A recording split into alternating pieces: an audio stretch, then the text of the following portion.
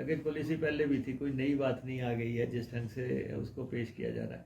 लेकिन ये है कि ये नज़र आ रहा था कि कुछ अर्सा से HRTC को कुछ लोगों ने कुरियर सर्विस के लिए इस्तेमाल करना शुरू कर दिया।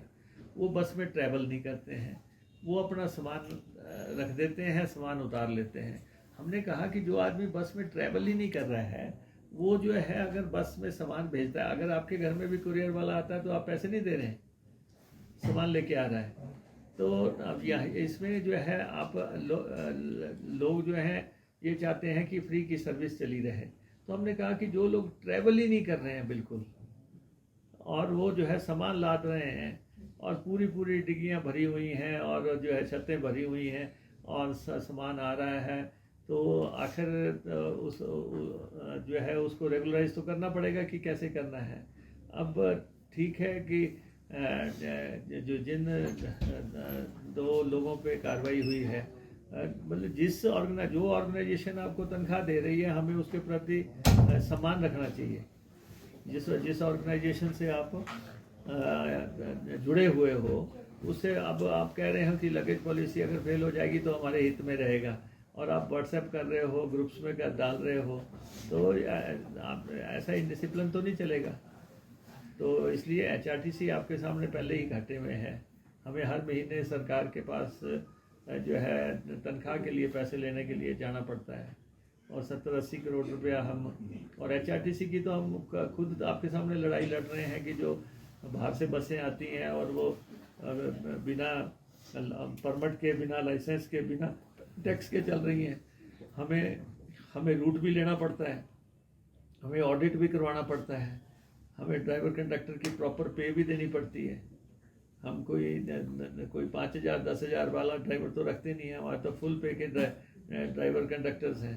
तो इसलिए हम HRTC को जब हम बाइबल बनाने की बात करते हैं तो जो लूप होल्स हैं उनको हम प्लग कर रहे हैं।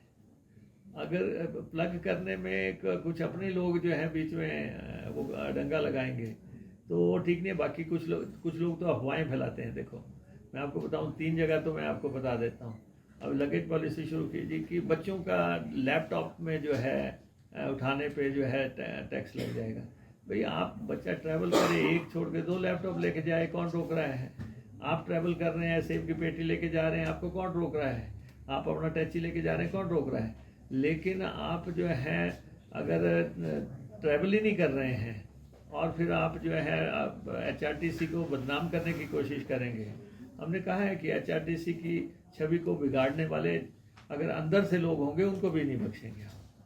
कुछ लोग ऐसे हैं जो कि HRTC आखिर 50वां साल मना रही है, अपने स्वर्ण जयंती वर्ष में प्रवेश कर गई है, और हमारा एक बहुत गौरवमय इतिहास है HRTC का कि हम कहाँ से चले थे। Kullu Mandi road transport corporation, वहाँ से चले थे, और आज हमारा 3200 बसों का बेड़ा है।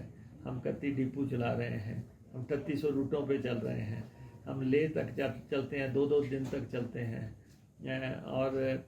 और दूर दराज दुर्गम इलाकों में चलते हैं।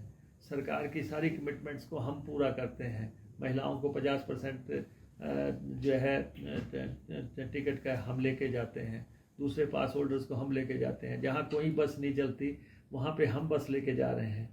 कोई भी कहता है इस बस को 10 किलोमीटर बढ़ा दो, इसको 5 किलोमीटर बढ़ा दो, इसको आगे कर दो, इसको पीछे कर दो, वो सब चीज़ों के लिए हम हमेशा तैयार हैं। लेकिन ये है कि साजिश और षड्यंत्र तो नहीं चलेंगे। तो ये लगेज पॉलिसी में भी हमें 1 करोड़ रुपए के आसपास आ गया है। आप अंदाज़ा लगा सकते हैं कि आखिर ये पैसा जो है क्या आप मानते नहीं है कि ये HRTC का पैसा बनता है?